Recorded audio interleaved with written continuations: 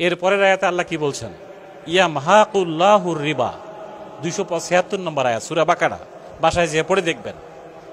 আল্লাহ বলছেন অবৈধ, ইলিগাল, ম্যাল প্র্যাকটিস, সুদ, ঘুষ, মদ, জুয়ার মাধ্যমে তোমার যতগুলো অ্যাসেট প্রপার্টি হবে আমি আল্লাহ এগুলোকে ধ্বংস করে দিই। আল্লাহ যে অবৈধ সম্পদ ধ্বংস করে এটা কি আপনারা 5 তারিখে বুঝছেন না বোঝেন নাই? ঢাকা শহরে মার্সিডিজ গাড়ি 5 কোটি টাকা দাম, 7 কোটি টাকার গাড়ি পড়ে আছে, মালিক নেই। মঈনুদ্দিন ফখরুদ্দিনের সময় একজন কাস্টম অফিসার আমাকে এসে বলছিল, আপনি ইসলামী ব্যাংকের ম্যানেজার, আগে কেন আপনার সাথে পরিচয় হলো না? আমি নিজ হাতে 3 বস্তা টাকা বুড়িগঙ্গায় ফেলাই দিয়ে আসছি। কারণটা কি? এই টাকাটা অবৈধ, ওই গাড়িটা অবৈধ।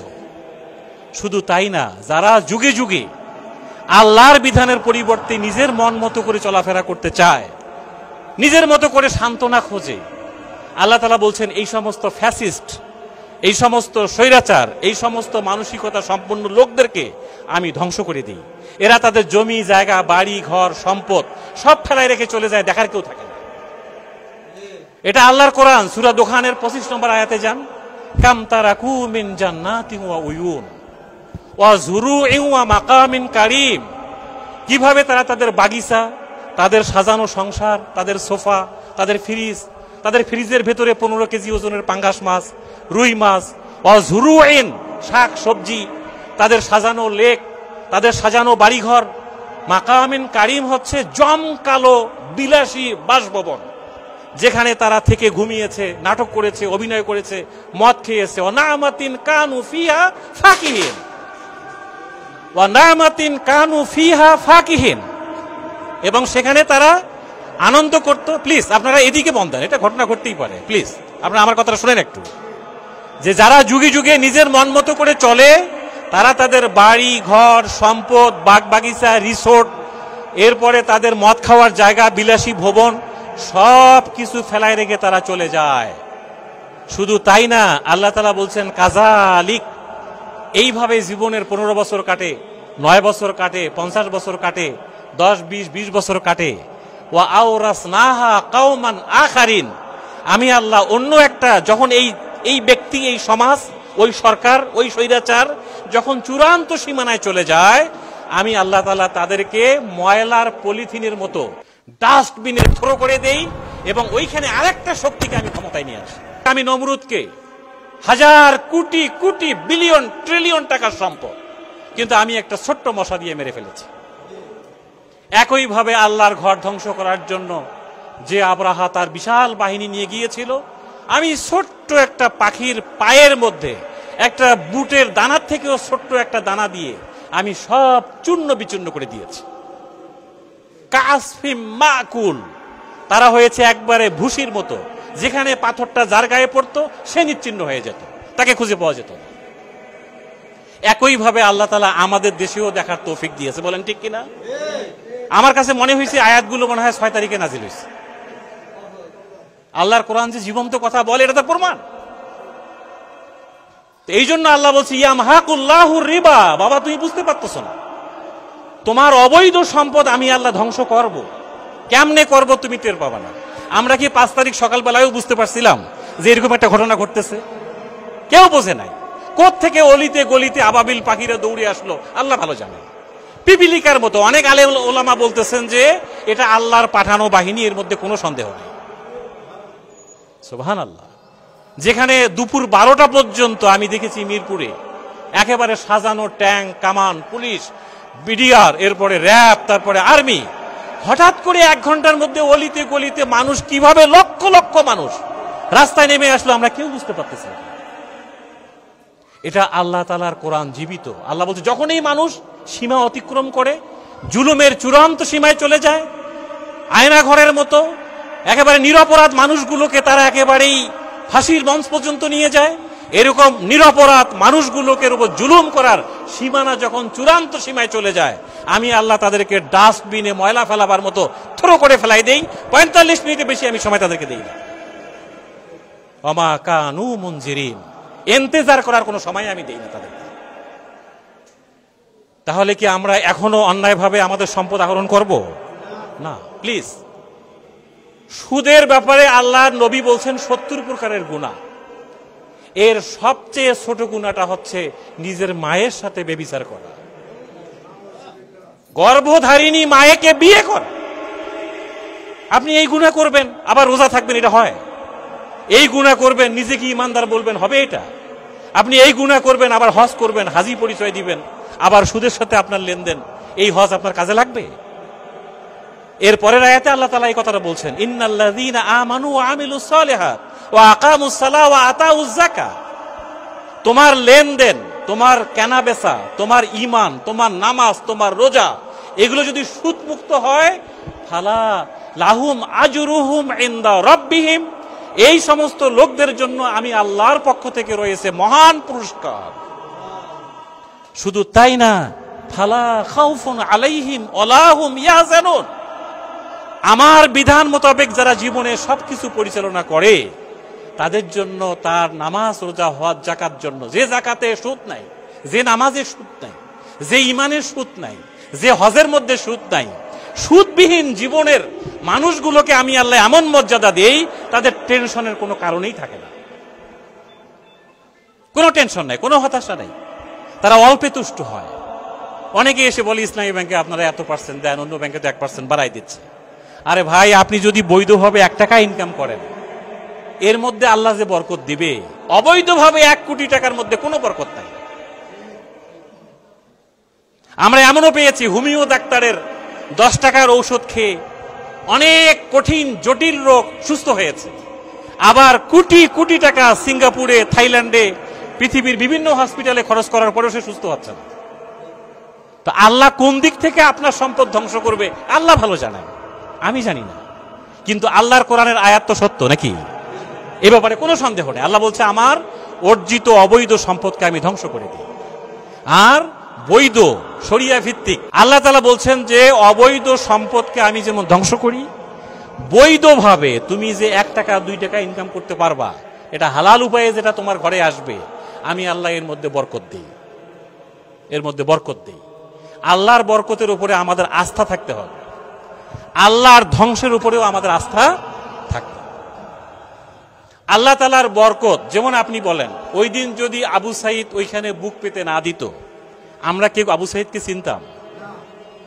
বলেন, কেউ চিনতাম আমরা? এখন তাকে শুধু বাংলাদেশ না, সারা পৃথিবী চেনে। কি চেনে না? তার মানে বরকতের জায়গাটা আপনাকে বুঝতে হবে। আল্লাহ বলছে, যারা আমার পথে রক্ত দেয়, জীবন দেয়, শহীদ হয়ে যায়, তোমরা তাদেরকে মৃত্যু বলতে পারো, কিন্তু আমি আল্লাহর দৃষ্টিতে সে জীবিত, সে সম্মানিত, সে আমার কাছ থেকে রিজিক পায়। তাহলে মৃত্যু আবু সাঈদ থেকে, জীবিত আবু সাঈদের থেকে মৃত্যু আবু সাঈদ বেশি শক্তিশালী না? বেশি বরকতপূর্ণ না? বেশি পাওয়ারফুল না? এই কথাটা বুঝার বিষয়, এটা জানার বিষয়, এটা আমাদেরকে বুঝতে হবে। এর পরের আয়াতে আল্লাহ বলছে যে আমি যে সুদ নিষিদ্ধ করলাম, তারপরেও যদি তুমি সুদ খাইতে থাকো, তাহলে আমার আল্লাহর সাথে তোমার যুদ্ধের ঘোষণা। নাউজুবিল্লাহ। ফাআযানু বিহারবিম মিনাল্লাহি ওয়া রাসূলি। সম্মানিত ভাইরা, এই আয়াতগুলোকে সামনে রেখে আমাদের এই ব্যাংকটি প্রতিষ্ঠিত হয়েছে। এ কারণেই এখানে যত চোর ডাকাত ঢুকছে, যত ঝড় এসেছে, যত বন্যা সাইক্লোন আসছে, সব কিছুর মোকাবেলায় আল্লাহ তাআলা ইসলামী ব্যাংককে হেফাজত করেছে। আমি নিজে এই ব্যাংকের কাজে দেশের বাইরে 6 বছর, 6.5 বছর কাজ করেছি। আমি মিডিল ইস্টে 6.5 বছর এই ব্যাংকের জন্য কাজ করেছি। আমরা দেখেছি মানুষ আল্লাহর ঘরের, কাবা ঘরের গিলাপ ধরে আল্লাহর কাছে দোয়া করে, রব্বুল আলামিন এই প্রতিষ্ঠানটাকে তুমি হেফাজত করো, কারণ এখানে কোরআনের আয়াতের সঙ্গে জড়িত। তা আমি আপনাদেরকে আজকে অ্যাজ এ ম্যানেজার এতটুকু বলতে চাই, আমরা যেদিন জন্ম নেই আমাদের কানে কিন্তু শরিয়া ভিত্তিক আজান দেওয়া হয়েছে, বলে হয়েছে না? একজন পুরুষ মানুষের একটা জায়গায় যে শরিয়া ভিত্তিক মুসলমানি করানো হয়, আপনার আকিকা করানো হয়েছে, আপনাকে শরিয়া ভিত্তিক একটা পর্যায়ে যেয়ে বিয়ে শাদীর ব্যবস্থা করা হয়েছে, একটা পর্যায়ে যে আপনার শরিয়া ভিত্তিক দাফন এবং কাফন হবে, বলেন ঠিক না? জানাজা হবে আপনার। তাহলে মাঝখানের এই সময়টুকুতে আপনার লেনদেন, ব্যবসা, চলাফেরা, এগুলো কি শরিয়া ভিত্তিক হওয়ার দরকার নাই? এটাই সূরা জাসিয়ার 18 নম্বর আয়াতে আল্লাহ তাআলা বলছেন। সূরা জাসিয়ার 18 নম্বর আয়াত, সুম্মা জাআলনাকা আলা শারিয়া মিনাল আমরি, তোমার জীবনে যত কায় কারবার আছে, যত ধরনের অ্যাক্টিভিটিস আছে, টোটাল অ্যাক্টিভিটিসের জন্য আমি আল্লাহর পক্ষ থেকে আমি একটা নিয়ম, একটা শরিয়া ঠিক করে দিয়েছি। এই শরিয়াটাকেই তুমি ফলো করো, এটাকে অনুসরণ করো, এটাকে ইত্তেবা করো। আমরা যেমন নামাজে কি বলি, ইক্তাদাইত বিহাযাল ইমাম। আল্লাহ বলছে এই শরিয়ার উপরে তুমি ইক্তাদাইত বিহাযাল ইমাম বলে দাঁড়ায় যাও। ওয়ালা তাত্তাবি' আহওয়া আল্লাযীনা লা ইয়ালামুন। নিজের মন মতো করে চলাফেরা করো না প্লিজ, এটা আল্লাহর ঘোষণা। নিজে নিজে সিদ্ধান্ত নিয়ে কিছু করো যা। এই যে সোজায় খায় না ঘুরায় খায় এই সমস্ত কথা বলে চলাফেরা করলে হবে না। আমার শরিয়ার বিধানগুলো তোমাকে বুঝে নিতে হবে। বুঝে না নেওয়া লোকদের জন্য ভয়ঙ্কর খবর আছে সূরা কোরআনে, সূরা মুলুকে। আল্লাহ তাআলা বলছেন, লাউ কুন্না নাসমাউ আও নাকিলু মা কুন্না ফি আসহাবিস সাঈর। যারা জাহান্নামের অধিবাসী হবে তারা চিৎকার করে বলবে, হায় ওই দিন যে আমাদের ইমাম সাহেব এই কথা বলল, ব্যাংকের ম্যানেজার সাহেব এই কথা বলল, অমুক লোক এই কথা বলল, এগুলো যদি ভালো করে একটু শুনতাম, বুঝে নিতাম, মোবাইলটাকে সাইলেন্ট করে যদি একটু মন দিয়ে শুনতাম, ভালো করে বুঝে নিতাম, আজকে আমার এই জাহান্নামের আগুনে জ্বলতে হতো না। সূরা মুলুক, লাউ কুন্না নাসমাউ আও নাকিলু। ইসলামী অর্থনীতির একটা গুরুত্বপূর্ণ পয়েন্ট হচ্ছে হিফজুল আকল। তোমার আকল, বুদ্ধি, জ্ঞান, সেন্স, এটাকে হেফাজত করো, এটাকে সংরক্ষণ করো, ব্রেনটাকে এলোমেলো করে সাজাই দিও। এই জন্য আমরা যে এই যে 3 দফার ছাত্রদের যে আন্দোলন মিছিল, এর প্রথমটা কি? বৈষম্য না? প্রথমটা কি? এই বৈষম্য দূরীকরণ করাটাকে আমরা সংস্কার বলতেছি, কি ঠিক না? এখানে সংস্কার করতে হবে, ওখানে সংস্কার, এখানে সংস্কার করতে হবে। তাহলে আপনি বলেন আপনার এই সংস্কারের অ্যারাবিক ওয়ার্ডটা কি? অ্যারাবিক শব্দটা হচ্ছে তাসকিয়া। আল্লাহর নবী মক্কার 13টা বছর নামাজও পড়েন নাই, রোজাও থাকেন নাই, হজও করেন নাই, যাকাতও দেন নাই। একটা কাজ 13 বছরে মক্কাতে হয়েছে, সেটা হলো সংস্কার, সংস্কার, সংস্কার, তাসকিয়া, তাসকিয়া, তাসকিয়া। মানুষের ব্রেনে যে জঞ্জালগুলো আছে, সুদ বোঝে না, হালাল বোঝে না, হারাম বোঝে না, প্রফিট বোঝে না, এই ব্রেনটাকে সংস্কার করাই 13 বছর আল্লাহর নবী এই কাজ করেছে। এবং আমরা সারা জীবন আমাদের মসজিদগুলোতে সানি খুতবায় একটা আয়াত শুনি, ইন্নাল্লাহা ইয়ামুরু বিল আদল ওয়াল ইহসান ওয়া ইতাইজিল কুরবা ওয়া ইয়ানহা আনিল ফাহশাই ওয়াল মুনকার ওয়াল বাগি ইয়াইজুকুম লাআল্লাকুম তাযাক্কারুন। কি জুমার নামাজ পড়েন তো আপনারা নাকি? আয়াতটা কি মনে পড়ছে? এই আয়াত যখন পড়া হয় তখন আমাদের মুসল্লিরা মনে করেন নামাজ শেষ, খুতবা শেষ, এখন দাঁড়ায় যেতে হবে। কি কথা ঠিক না? খুতবা এখন শেষ, এখন দাঁড়ায় যেতে হবে, এখন নামাজ শুরু হবে। কি আছে আয়াতের মধ্যে? গত 1500 বছর ধরে মসজিদে নববী থেকে শুরু করে পৃথিবীর সকল মসজিদে এই আয়াতটা পড়া হয়, আমরা কেউ জানি না এটা কি বলা হইতেছে। কিন্তু ওই রংপুরের আবু সাইদ যখন বলল যে না, এটা সংস্কারের কথা বলা হয়েছে, এখানে তাসকিয়ার কথা বলা হয়েছে, বৈষম্যের কথা বলা হয়েছে, এখানে দেখেন 3টা পয়েন্ট আছে। একটা হলো বৈষম্য, একটা হলো ন্যায় বিচার, একটা হলো মানবাধিকার। আমরা কি, ছেলেরা কি মিছিল করলো? আমরা ন্যায় বিচার চাই, উই ওয়ান্ট জাস্টিস। এরপরে তারা কি বললো? আমরা মানবাধিকার চাই। এখানে অধিকার নাই, কথা বলার স্বাধীনতা নাই। এই যে আমরা এখন কথাগুলো বলতেছি, এগুলো কিন্তু আমরা গত 2 মাস আগেও বলতে পারিনি, কথা ঠিক না? তা এই যে মানবাধিকার, এরপরে জাস্টিস, ন্যায় বিচার, এরপরে আপনার বৈষম্য, এই 3টা কথাই ওই আয়াতটার মধ্যে আছে। আল্লাহু আকবার। আল্লাহ তাআলা নির্দেশ দিচ্ছেন যে ইয়ামুরু, এটা কিন্তু কোনো ওয়াজ না, এটা আল্লাহর নির্দেশ, এটা প্রজ্ঞাপন জারি করে এক্সিকিউট করতে হবে, এটা আইন, পার্লামেন্ট এটা পাস করতে হবে। 1 নম্বর কি? ন্যায় বিচার। 2 নম্বর হলো সদাচার। 3 নম্বর হলো মানবাধিকার। দেখেন, তাহলে বাংলাদেশে যদি সুদ চালু থাকে, আপনি বলেন সুদী সমাজে কোনোদিন বৈষম্য দূর হইতে পারে? না, হবে না। সুদ একটা মানুষকে আকাশচুম্বী বিল্ডিং বানায় বসবাস করায়, আর একটা মানুষকে রেল লাইনের প্ল্যাটফর্মের নিচে ঘুমাইতে দেয়। তো যে সমাজে মানুষ প্লাস্টিকের নিচে ঘুমায়, আর কিছু মানুষ মানে 60, 80, 90, 100 প্রকারের খাবার খায়, এই সমাজে কি বৈষম্য কোনোদিন দূর হইতে পারে? একমাত্র ইসলামী অর্থনীতি বলছে যে এই অর্থনীতি চালু হলেই কেবল সমাজে বৈষম্য দূর হইতে পারে। তাহলে আসুন আমরা এই যে এখন সময়টা পেয়েছি, আমি মনে করি যে এই সুযোগটা আল্লাহর পক্ষ থেকে দেওয়া। এই সুযোগের সদ্ব্যবহার যদি আপনারা না করেন, আমরা না করি, আল্লাহ তাআলা আর একটা জালেম, আর একটা জগদ্দল পাথর আপনার উপর এমন ভাবে চাপাই দিবে, আপনি আমি মুক্ত হইতে পারবো না। বলেন ঠিক না বেঠে? এই জন্য আসুন আমরা আজকে সিদ্ধান্ত নিই, আমরা ন্যায় বিচারের স্বার্থে, মানবাধিকারের স্বার্থে এবং আমাদের বৈষম্যের বিরুদ্ধে আমরা ইসলামী অর্থনীতি কায়েমের আন্দোলনে নিজেকে নিয়োজিত করি ইনশাআল্লাহ। আমি অনুরোধ করতে চাই, এখানে যার অ্যাকাউন্ট নেই আপনারা ইসলামী ব্যাংকে অ্যাকাউন্ট করুন। এই ব্যাংকটা প্রতিষ্ঠিত হয়েছে এই কারণে, শুধুমাত্র ইসলামী অর্থনীতি, জাকাত ভিত্তিক অর্থনীতি সমাজে চালু হলেই সমাজে ন্যায় বিচার প্রতিষ্ঠিত হবে, সমাজে বৈষম্য হারিয়ে যাবে, মানুষ একে অপরের সাথে ভালোভাবে কথা বলবে, আচরণ ঠিক হয়ে, ব্যবহার ঠিক হয়ে যাবে। এবং ইসলামী অর্থনীতির অন্যতম পয়েন্ট হচ্ছে অন্ন, বস্ত্র, শিক্ষা, চিকিৎসা, বাসস্থান, যেগুলো আমাদের সমাজের সমস্যা। গুটি কয়েক মানুষ হাজার হাজার কোটি টাকার মালিক, বাকি মানুষ কিন্তু এখনো অসহায়। কি বলেন ঠিক না? এই অসহায়ত্ব, এই বৈষম্য, এই অবিচার, অনাচার দূর করার জন্য আসুন আমরা সবাই মিলে আমাদের সমস্ত লেনদেনগুলো এখন থেকে আমরা ইসলামী ব্যাংকে করবো ইনশাআল্লাহ। আমরা সুদের বিরুদ্ধে জিহাদ ঘোষণা করতে চাই। আমরা অলিতে গলিতে, পাড়ায় পহল্লায়, সকল আত্মীয় স্বজন, দেশে বিদেশে সবার কাছে ইসলামী ব্যাংকের দাওয়াত পৌঁছাতে চাই।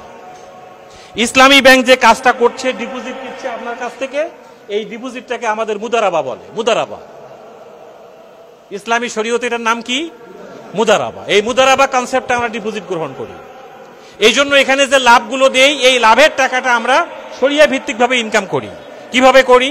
আমরা বাই মুআজ্জাল, বাই মুরাবাহা, বাই সালাম, বাই ইস্তেসনা নামে ইসলামী শরীয়তে কিছু মুড আছে, পদ্ধতি আছে।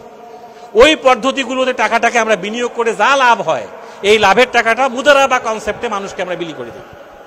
যে কথাটা এক ভাই আমাদের প্রশ্ন করেছে, আমাদের নবী মুহাম্মদ রাসূলুল্লাহ সাল্লাল্লাহু আলাইহি সাল্লাম বিয়ের আগে খাদিজা রাদিয়াল্লাহু তাআলা আনহার সাথে কিন্তু ব্যবসা করেছে। খাদিজা আমাদের মা, তিনি ফান্ড দিয়েছেন, আল্লাহর নবী ব্যবসা করেছেন। এখানে খাদিজা হলো সাহিব আল মাল, আল্লাহর নবী হলেন মুদারিব। এই মুদারিবকেই বর্তমান বাংলা ভাষায় উদ্যোক্তা বলে।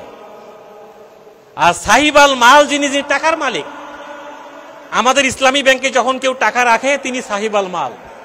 এই টাকাটাকে আমরা ব্যবহার করি উদ্যোক্তা হিসাবে, মুদারিব হিসাবে, এবং আমরা কোনো হারাম জায়গায় টাকাটাকে ব্যবহার করি না। এবং আল্লাহর কোরআন কিন্তু কোনো এরকম ছাগল পাগলের জন্য না। আল্লাহর কোরআন হচ্ছে লা আয়াতিন লিউলিল আলবাব, যারা জ্ঞানী হবে, চিন্তাশীল হবে, যারা বুদ্ধিজীবী হবে, যারা কথা বলতে পারবে, যাদের কোয়ালিটি আছে, স্কিল আছে, এই সমস্ত লোকদের জন্যই কিন্তু আল্লাহর কোরআন। এটা কোনো ইতিমখানার কিতাব নয়, এটা অসহায় কোনো মানুষের পাশে বসে পড়ার কোনো কিতাব নয়। আল্লাহর কোরআনকে আল্লাহ পৃথিবীতে পাঠিয়েছেন মানুষকে। মানুষ কেন অসহায় হয়ে থাকবে? মানুষের পেটে কেন খাবার থাকবে না? মানুষ কেন চিকিৎসা পাবে না? মানুষ কেন খাবার দাবার পাবে না? এই জন্য তো আল্লাহ মানুষ পৃথিবীতে পাঠান না। মা আনজালনা আলাইকাল কোরআন লিতাশকা, মানুষ অসুস্থ অবস্থায় যন্ত্রণায় ছটফট করবে, আমি এই জন্য কোরআন তো পৃথিবীতে পাঠাইনি। আল্লাহর কোরআন কি বলে আর আমরা কোথায়? এবং আপনি অবাক হয়ে যাবেন, আমাদের দেশে এরকম দাড়ি আছে, টুপি আছে, জুব্বা আছে, পাগড়ি আছে, কিন্তু কোরআনের নলেজ নাই। এরকম লোক আছে না? আপনি এই সমস্ত অবস্থা দিয়ে আপনি কেমনে মুক্ত হবেন বলেন? আল্লাহর কোরআন যদি না পড়েন, না বোঝেন, না মানেন, না শেখেন, আপনার আমার পক্ষে কবরের 3টা প্রশ্নের উত্তর দেওয়াও সম্ভব না, পারবেন না। কোন হুজুর যদি আপনার মৃত্যুর পরে 100 খতমও কোরআন শরীফ পড়ে, আপনার কিচ্ছু হবে। আসেন আমরা আজকে তওবা করি, নিয়ত করি, সিদ্ধান্ত নেই যে আল্লাহ তুমি আমাদের অতীতে যা হবার হয়ে গেছে, আমরা আর সুদের সঙ্গে নিজেকে জড়াবো না ইনশাআল্লাহ। আমরা আমাদের আত্মীয় স্বজন, পাড়া প্রতিবেশী, সারা দুনিয়াকে আমরা জানাই দেব যে আমরা সুদের বিপরীতে ইসলামী শরিয়া ভিত্তিক লেনদেন, ব্যাংকিং সবকিছু করতে চাই। পারবো তো ইনশাআল্লাহ? ঠিক আছে। এরপরে আমরা যে এখানে অ্যাকাউন্টগুলো করি, আপনার সেভিংস অ্যাকাউন্ট, এরপরে টিডিআর, ডিপিএস, এরপরে এফডিআর, যা কিছু করি এটা সব মুদারাবা কনসেপ্ট। এবং আমাদের কারেন্ট অ্যাকাউন্টগুলো হয় আল ওয়াদিয়া কনসেপ্ট। এই মুদারাবা, আল ওয়াদিয়া, বাই মুআজ্জাল, বাই মুরাবাহা, বাই সালাম, বাই ইস্তেসনা, এই শব্দগুলো সব আরবি শব্দ। আপনি কি মসজিদে এগুলোর উপরে কোনো আলোচনা শুনেছেন? আমাদেরকে দাওয়াত দিয়ে আমরা শুনাই দিয়ে আসবো। এগুলোর উপরে কথা বলা খুবই জরুরি, খুবই জরুরি। আমরা ভুলে গিয়েছি, আমরা এখন সকাল সন্ধ্যার আমল করি। একদিকে সুদ খাই, আর একদিকে সকাল সন্ধ্যার কিছু আমল বানাই ফেলছি। দেখেন আপনারা সূরা নাসর সবাই পড়েন, ইজা জাআ নাসরুল্লাহি ওয়াল ফাত। আল্লাহ তাআলা বলছেন যখন দিন কায়েম হবে, আল্লাহর বিজয় যেদিন আসবে, এই বিজয়ের পর থেকে তুমি ফাসাব্বিহ বিহামদি ওয়াস্তাগফির, এই কাজগুলো করো। কিন্তু এখনো দিনের বিজয় হয় নাই, ইসলামী অর্থনীতি পরিপূর্ণ কায়েম হয় নাই। তুমি সকাল সন্ধ্যার আমল নিয়ে বসে আছো, কিন্তু তোমার এখনো তো ইজা জাআ নাসরুল্লাহ তো এখনো আসে নাই। আল্লাহর সাহায্য, আল্লাহর দিনের বিজয় যেদিন এসে যাবে, ওই দিন আপনি একবার সুবহানাল্লাহ বললেই আসমান জমিন আপনার সওয়াব দিয়ে আল্লাহ ভরাই দিবেন। কিন্তু আপনি এখন তাসবিহ নিয়ে ব্যস্ত আছেন, কিন্তু আপনি এই ইসলামী অর্থনীতি, ইসলামী সমাজনীতি, ইসলামী ব্যবসা নীতি, আল্লাহ রাসূলের নামে মিলাদ খেয়ে জিলাপি খেয়ে শেষ করে দিলেন। কিন্তু আল্লাহর নবীর রাষ্ট্রীয় জীবন আপনি চিন্তা করবেন না, আল্লাহর নবীর অর্থনৈতিক জীবন নিয়ে আপনি ভাববেন না, আল্লাহর নবীর সামাজিক জীবন নিয়ে ভাববেন না, আল্লাহর নবীর ব্যবসায়িক থিঙ্কিংটা কি এটা আপনি চিন্তা করবেন না। আমার কথাটা কি আপনারা বুঝতে পারতেছেন? আসুন আমরা আজকে আল্লাহর নবীর ব্যাপারে আল্লাহ তাআলার কথা, লাকাদ কানা লাকুম ফি রাসূলিল্লাহি উসওয়াতুন হাসান, তোমার জীবনের প্রত্যেকটি কারবারে তোমাদের আদর্শ হচ্ছেন মুহাম্মদুর রাসূলুল্লাহ সাল্লাল্লাহু আলাইহি ওয়াসাল্লাম। তো এই রাসূলের কোন কোন আদর্শ গ্রহণ করব? সব নাকি কিছু বাদ দিয়ে? সব সব। যারা সমাজে কিছু বাদ দেয় আর কিছু গ্রহণ করে, তাদের ব্যাপারে কিন্তু আল্লাহ কোরআন ভয়ঙ্কর কথা বলছে। ফামা জাযা, কোনো পুরস্কার নাই তার জন্য যারা কিছুটা মানে আর কিছুটা মানে না। যেখানে আপনি রিস্ক মনে করতেছেন, ঝুঁকি মনে করতেছেন, এই কাজ করতে গেলে রক্ত দেওয়া লাগে, জীবন দেওয়া লাগে, শহীদ হওয়া লাগে, না, আল্লাহ বলছে এগুলোর মধ্যেই বরকত। আসুন আমরা আমাদের টোটাল ডিপোজিট, লেনদেন, ডিপিএস, হজ অ্যাকাউন্ট, সেভিংস অ্যাকাউন্ট সব কিছু এখন থেকে আমরা ইসলামী ব্যাংকে করবো ইনশাআল্লাহ। সমস্ত অবৈধ লেনদেন আমরা আজকের থেকে বন্ধ করে দিতে চাই। দেখা আপনার আমার হায়াত কিন্তু বেশি দিন নাই, দেশ সরকার এগুলো আসবে যাবে, এগুলো থাকবে, কিন্তু আপনাকে আমাকে আমার নিজের স্বার্থে, আমার কবরের স্বার্থে, আমার জান্নাত জাহান্নামের স্বার্থে আমাকে সিদ্ধান্ত নিতে হবে যে আমার টোটাল লেনদেন আমি শরিয়া মোতাবেক করব। আল্লাহ তাআলা আমাদের সকলকে এই বিষয়গুলো বুঝার তৌফিক দান করুন, এর উপরে আমাদেরকে এলেম জ্ঞান অর্জন করার তৌফিক দান করুন, এবং আজকে আমাদের এই বসাকে আল্লাহ কবুল করুন। কিয়ামতের কঠিন ময়দানে আপনি যখন আজান দিচ্ছে, কিছুক্ষণ পর জোহরের নামাজে দাঁড়ায় যাব, আজান হচ্ছে এখন, একজন জবাব দেন, আপনি জোহরের জামাতে যখন দাঁড়ায় যাবেন, তো আপনি কি ইমাম সাহেবকে জিজ্ঞাসা করবেন যে হুজুর আপনার উজু আছে কিনা? কি বলবেন নাকি কেউ? আমরা কোনোদিন এই কথা বলি নাই। আপনার বাসায় পর্দা টর্দা হয় কিনা আপনি জিজ্ঞাসা করছেন কোনোদিনও? না। আজান দিছে, একটা দায়িত্ব বেহাজাল ইমাম বলে দাঁড়ায় গেছে, ইমাম যদি উজু ছাড়া নামাজ পড়ায়, কিয়ামতের মাঠে কি আল্লাহ আপনাকে ধরবেন, ইমাম সাহেবকে ধরবেন? আমরা 1983 সাল থেকে আজান দিচ্ছি, 83 সাল থেকে, যে আসেন এই জায়গাটা সুদ মুক্ত। এই আজানে সারা দিয়ে আপনি একটা দায়িত্ব বেহাজাল ইমাম বলে দাঁড়ায় যান। যদি ইসলামী ব্যাংক সুদ খায়, কোনো ভুল করে, এই দায়িত্ব তো আল্লাহ আপনাকে ধরবে না, ওই ইসলামী ব্যাংকের চেয়ারম্যান আর ম্যানেজারকে ধরবে। কি কথা ঠিক না বেঠে? এটাকে ঘুরাই ফিরায় উল্টাপাল্টা কথা বলে লাভ নেই। ইসলামী ব্যাংকের ম্যানেজার, ইসলামী ব্যাংকের চেয়ারম্যান, যারা মুয়াজ্জিনের কাজ করছে তাদেরকে আল্লাহ ধরবে। আপনি এটা ছেড়ে দেন তাদের উপরে, দিয়ে একটা দায়িত্ব বেহাজাল ইমাম বলে দাঁড়ায় যান। তারপরেও যদি কোনো প্রশ্ন থাকে, আমি আপনাদেরকে দাওয়াত দিচ্ছি, আসেন বোটবাজার শাখায়, আমি 3 তলায় বসি, আপনাদের বিস্তারিত কথা আমি শুনতে চাই, কিন্তু কোনোভাবেই আমরা সুদের সঙ্গে নিজেকে জড়াবো না ইনশাআল্লাহ। আল্লাহ তাআলা আমাদের সকলকেই আজকের এই বসাকে কবুল করুক, আমাদের জীবনের সমস্ত গুনাহ খাতা আল্লাহ মাফ করে দিক, অতীতের সমস্ত গুনাহ যা করেছি আল্লাহ মাফ করে দিক। এখন থেকে আমরা আমাদের টোটাল লেনদেনগুলো ইসলামী ব্যাংকের সাথে করার তৌফিক দান করুন। আমা তৌফিক ইল্লা বিল্লাহ। আসসালামু আলাইকুম ওয়া রাহমাতুল্লাহ।